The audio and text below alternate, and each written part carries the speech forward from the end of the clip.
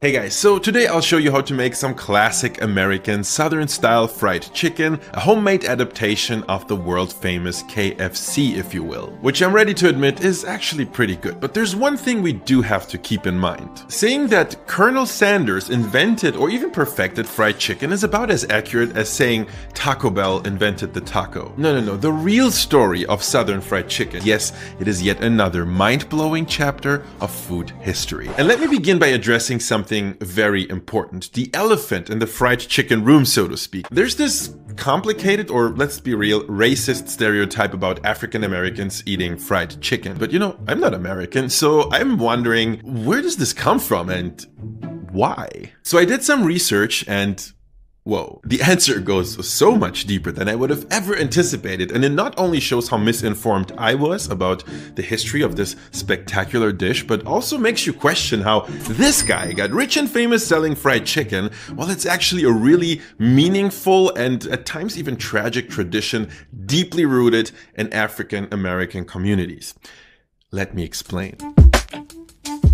So if you search for historic fried chicken recipes, you have to decide where you draw the line. Because, I mean, cooking things in hot fat, including chickens, that's something a lot of people did, and they did it way back. The first printed recipes of specifically battered and deep fried chicken I could find appear in Europe in the 18th century, notably in England and Scotland, became known for their love of fried foods as they settled the New World. In 1836, we get the very first fried chicken recipe published in one of the first cookbooks to ever be printed in the United States, and this is where it starts to sound like the Southern fried chicken most people will think of today. But really, while Scottish and English settlers might have played a role in this whole story, they were probably not the ones that made the fried chicken you and me know and love. So let's start the story from the beginning, but this time we're not going to be looking at it through the lens of white people's cookbooks.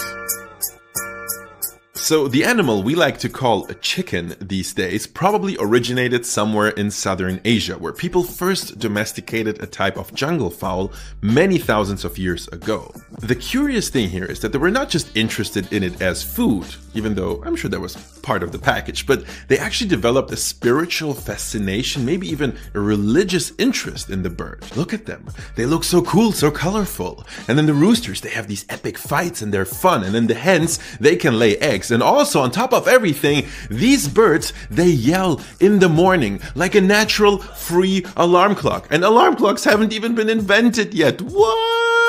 Oh, and they're also pretty useful and easy to have around on a farm. One of the main reasons for that being, well, have you ever seen a chicken fly?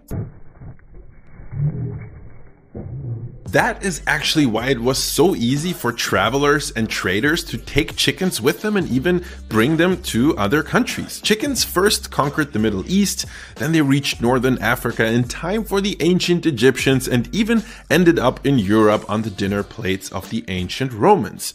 Not much later, Arab traders finally introduced the chicken to Western Africa, where people were like, yes, yes, thank you! And that's because people in Western Africa were definitely holding and eating birds back in the day, but the thing is, the most common type of bird in that region was the guinea fowl, which is a whole lot better at flying than a chicken, and therefore a whole lot more difficult to get on a plate. But not unlike South Asians and even the ancient Egyptians before them, people in Western Africa developed this religious fascination with this magic bird called the chicken, and they did so probably more than anyone before them. It was sometimes even seen as a sacred animal, especially by the Yoruba people of modern-day Nigeria and the Ashanti of modern-day Ghana.